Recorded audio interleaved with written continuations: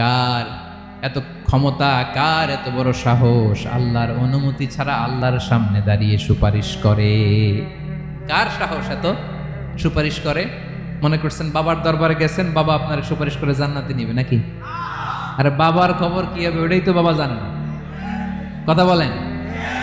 আপনি যে পীরের দরবারে যে সিজদায় পড়ে রইলেন, ওই পীরের অবস্থা কি হবে ওটার কোনো গ্যারান্টি আছে? এই সহজ হিসাবটা বুঝে না। আপনি যেই দরবারে যে মাথা ঘষেন, যেই দরবারে যে সেজদা দেন, যেই দরবারে যে মানত করেন, যেই পীরের পায়ের মধ্যে পড়ে থাকেন, ওই পীরের অবস্থা কি সেটাই তো সে জানে না, ঠিক কিনা? কেউ সুপারিশ করতে পারবে না। তবে হ্যাঁ, আল্লাহ যদি কাউকে দয়া করে অনুমতি দেয় তাহলে করতে পারবে, তাহলে পারবে। সেই কিয়ামতের দিনটা বড্ড ভয়ঙ্কর, কেউ সুপারিশ করার সাহস পাবে না।